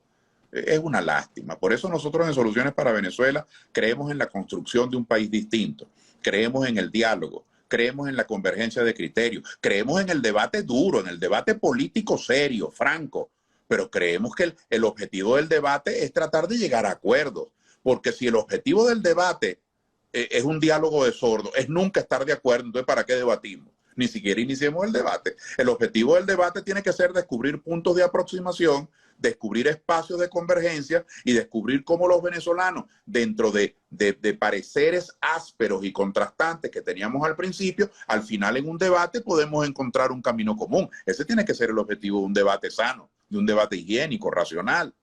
Nosotros en Soluciones para Venezuela creemos en eso y vamos a participar activamente en estas elecciones que va a convocar el Consejo Electoral. Estamos trabajando de manera seria en nuestra reorganización. Estamos trabajando también en la política de alianza. Queremos entendernos con otras fuerzas, con otros partidos, porque es que tenemos muchas coincidencias, no podemos ser tan presumidos. Hay 30, 40 diferencias, pero hay 8, 7 puntos en los que estamos de acuerdo. Así que nosotros vamos a procurar tener entendimientos, pero por supuesto esos entendimientos tienen que pasar por observaciones de carne y hueso. Por eso es que yo celebro... Claudio, volviendo al tema de la negociación planteada ya hoy abiertamente entre Maduro y ese sector liderado por Guaidó, fíjate, hubo procesos de diálogo anteriores, el de República Dominicana, el de Oslo, y fallaron esos procesos. Y una de las fallas que se evidencia es que el sector que fue a negociar con el gobierno fue con la prerrogativa del todo o nada, de la pistola en la 100, de bueno, aquí la negociación es que te vayas para el carrizo. Ahora, pudiera volver a presentarse un escenario como ese, porque además no se llevan a esos procesos a ciudadanos reconocidos como en la sapiencia de los procesos, de lo que son los procesos de diálogo, a ciudadanos que han participado en procesos de diálogo y que saben cómo se llevan este tipo de procesos. ¿Qué puede salir de este nuevo diálogo? Y eso por un lado. Y lo otro es, entonces los partidos que estuvieron en la mesa de diálogo nacional van a quedar excluidos de este diálogo que se va a realizar ahora. Bueno, dos cosas, ¿no? Comienzo por algunas modalidades de diálogo, ¿no? Nosotros en Soluciones para Venezuela, lo he dicho insistentemente, excúsenme que sea repetitivo, nosotros creemos en el diálogo, pero no solamente como un mecanismo, no solo como una herramienta. Nosotros creemos en el diálogo como un fin en sí mismo. La democracia es convivir, la democracia es cohabitar, la democracia es tolerar, la democracia es transigir, la democracia no es el voto es una herramienta, pero una herramienta para vivir en sociedad. La democracia no es segregar, la democracia no es discriminar, la democracia no es odio, y nosotros somos un partido que aboga por la democracia. De tal forma que nosotros creemos en el diálogo. Ahora, hay una diferencia. Nosotros no hemos participado ni vamos a participar. No es un alarido malcriado, es simplemente una posición principista. Nosotros solo participamos en diálogo entre venezolanos. Nosotros iremos a dialogar con Noruega, bueno, cuando estemos tratando problemas económicos entre Noruega y Venezuela. Nosotros iremos a dialogar con Francia o con Italia cuando estemos abordando programas de cooperación con esas dos naciones tan queridas. Pero en Soluciones para Venezuela el diálogo es entre venezolanos. Nosotros en Soluciones para Venezuela no necesitamos fiadores. En Soluciones para Venezuela no necesitamos autorización de nadie para nosotros sentarnos a hablar con un amigo de Primero Justicia, con un amigo del PSV, con un amigo de Acción Democrática, con un compatriota de COPEI, con un compatriota de Podemos o del MAS o de cualquier partido. Nosotros somos venezolanos, ese es nuestro primer patrimonio, esa es nuestra gente, son nuestros compatriotas, eso no nos lo puede quitar nadie. Entonces yo no tengo por qué, ese es el colmo, es decir, que nosotros necesitamos una especie de traductor, de árbitro, noruego, mexicano, francés, israelí, gringo, para que entonces uno de soluciones se pueda sentar con uno del PSV. Bueno, perdimos el 5 de julio de 1811, perdimos la batalla de Carabobo, entonces ¿de qué valió? ¿De qué valió? Porque la soberanía es que lo hagamos entre nosotros. Ah, que eso es muy difícil. De eso se trata ser soberano. Ser soberano es muy difícil. Ser independiente es muy difícil. Entonces nosotros creemos en una modalidad de diálogo que no es ese diálogo tutelado. No queremos lucir ingratos. Bienvenidas todas las voluntades generosas que quieren que en Venezuela resolvamos nuestros problemas, pero manténganse al margen, porque ustedes lo que han hecho es complicar las cosas, en primer lugar. Y en segundo lugar, mire, hay mucha gente competente en los partidos políticos, al igual que en las industrias, en las iglesias, en los medios de comunicación, en las universidades. En los partidos políticos hay mucha gente competente. Lo que pasa es que la gente solamente ve un rostro. Por ejemplo, hay un empresario que en el país es admirado por todo el mundo, Lorenzo Mendoza. ¿Y ustedes creen que Empresas Polar las mueve Lorenzo Mendoza? ¿O las mueven centenares de ingenieros industriales, economistas, profesionales, de diversas áreas? Ah, bueno, pero la gente ve un rostro, igual que se ve un rostro en tal partido, eso no quiere decir que ese sea el solo rostro. Hay mucha gente competente. Y yo estoy muy confiado en que todos esos talentos de nuestros partidos y de la sociedad civil, fíjate ahora ha entrado un expresidente de Fedecámara a estar de rector en el Consejo Electoral. Eso es extraordinario.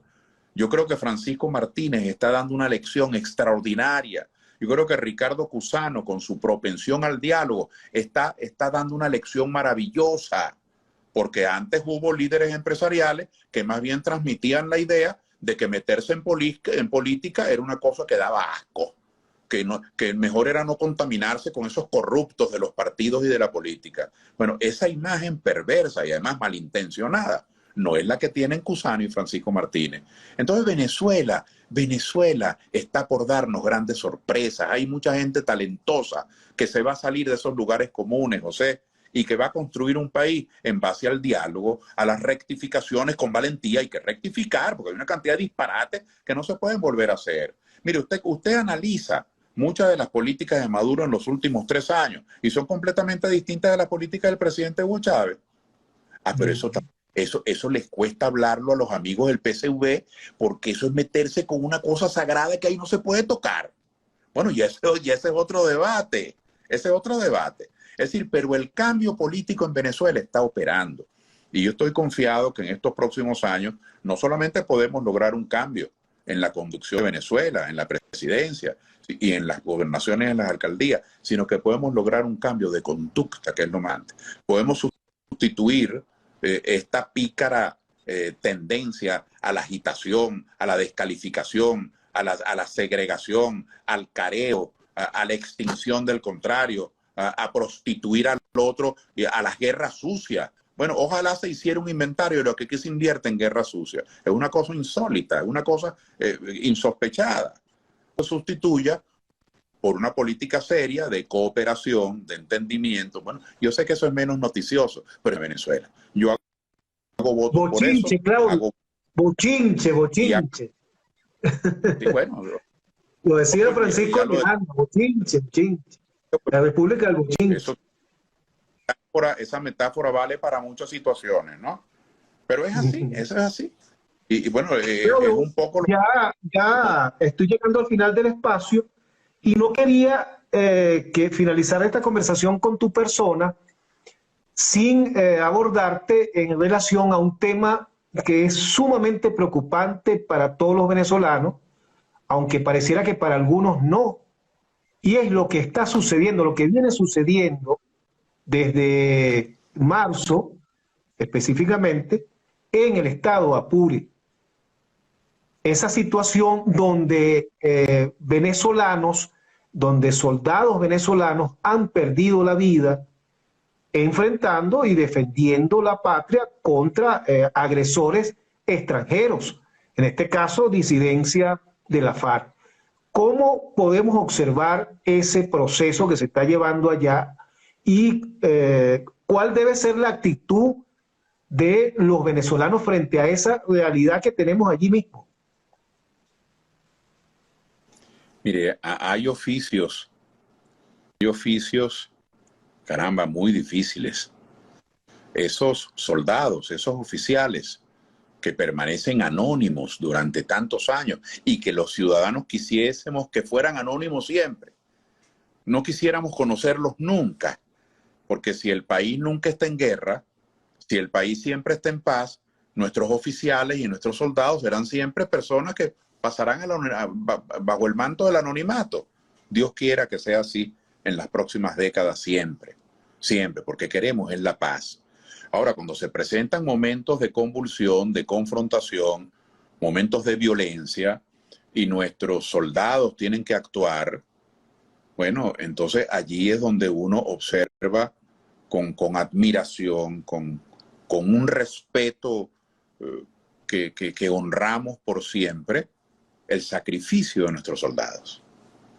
Porque no es fácil, portar un arma no es fácil, es muy difícil, porque ocurre eso, la gente muere, la gente en batalla muere, la gente en enfrentamiento violento muere. Ese es el drama. Y por eso es que ofrendan su vida por la patria. Nosotros sentimos una gran tristeza, una gran congoja por la pérdida de vidas venezolanas todos los días, en cualquier área, en robos, en atracos, en accidentes de tránsito, y por supuesto que tenemos un gran pesar por nuestros oficiales y nuestros soldados que han muerto en estos enfrentamientos con grupos guerrilleros y con grupos irregulares. Venezuela está muy triste con eso, pero Venezuela también siente una gran admiración porque esa acción que algunos están criticando, yo más bien digo, es que tenían que haberse hecho de hace tiempo. Es que ahora el presidente Maduro decidió enfrentar esos grupos irregulares.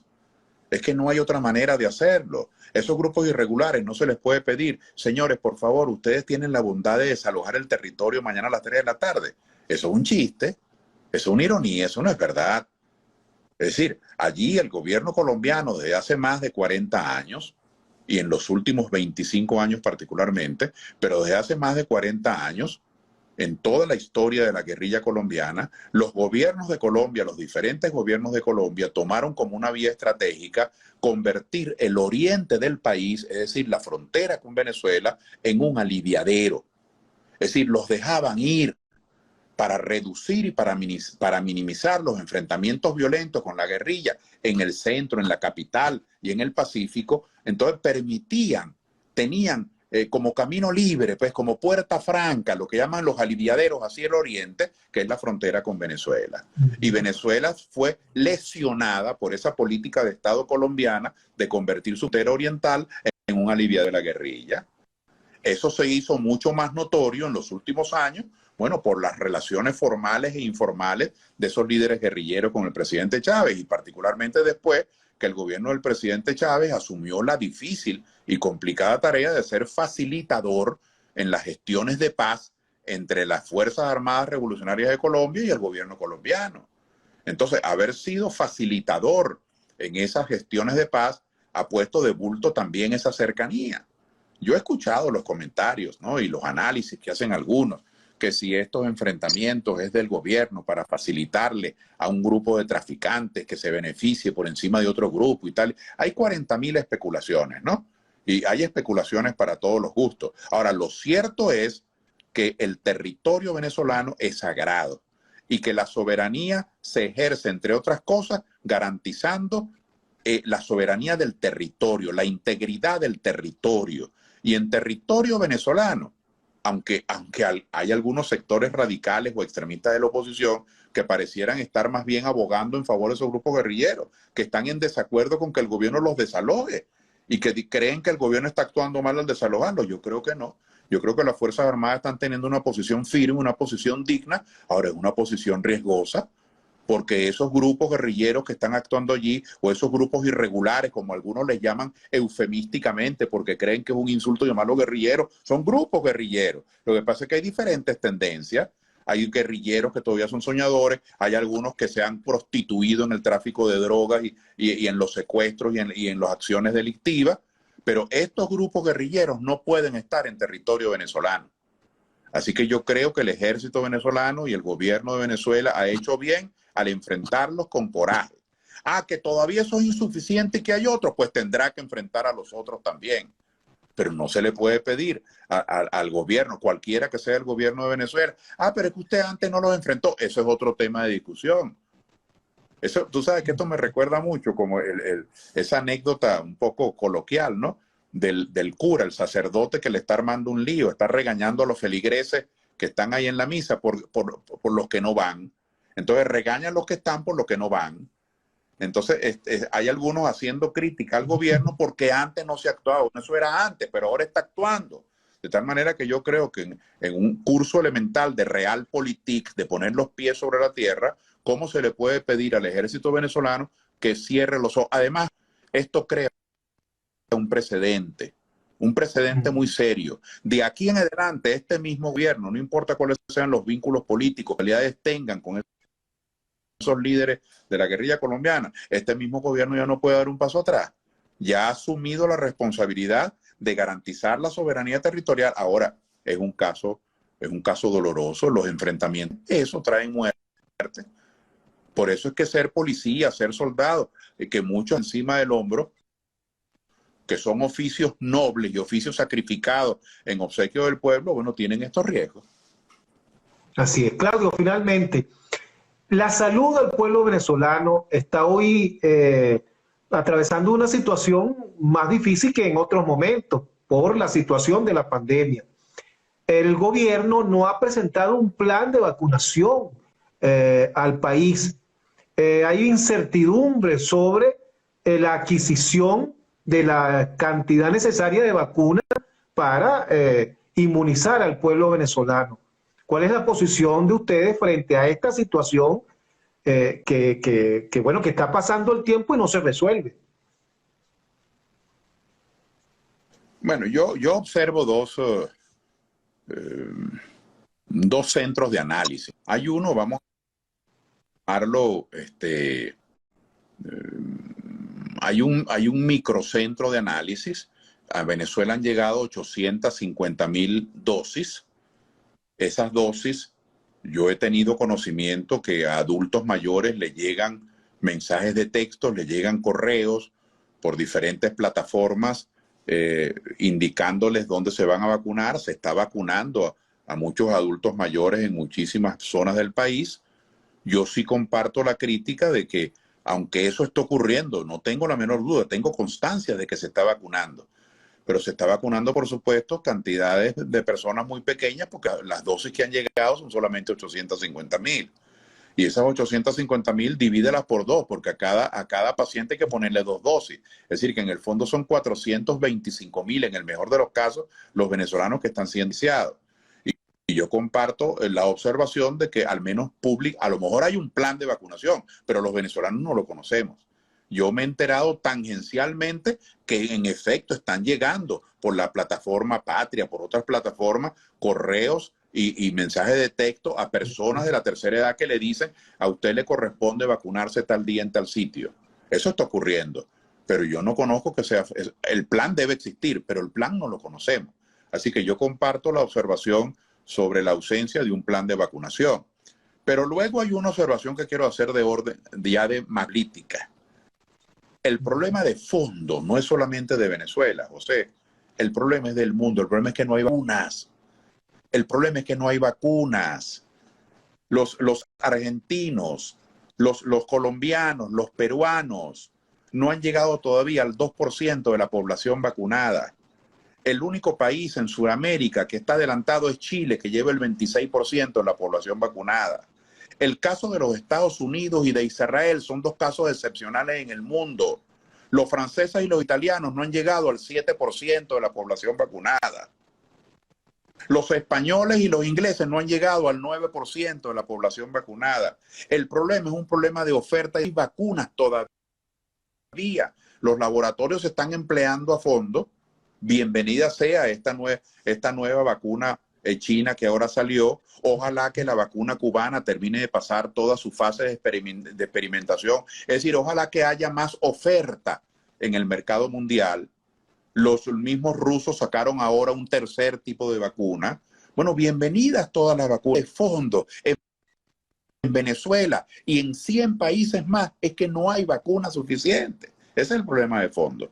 Ahora, luego hay un problema micro, y yo estoy de acuerdo, que esas 850.000 dosis que llegaron a Venezuela hubiese inspirado más confianza si el gobierno hubiese dicho, este es nuestro plan. Porque ellos están desarrollando un plan, pero no lo sabemos. Pero creer que es que el gobierno tiene unas vacunas escondidas o que hay un negocio, que no, simplemente no hay vacunas en el mercado mundial todavía. He visto, por cierto, con admiración lo que está ocurriendo. En este nuevo gobierno de Biden están ocurriendo cosas interesantes. Yo los considero todavía tan conservadores en materia del bloqueo, pero están ocurriendo cosas interesantes.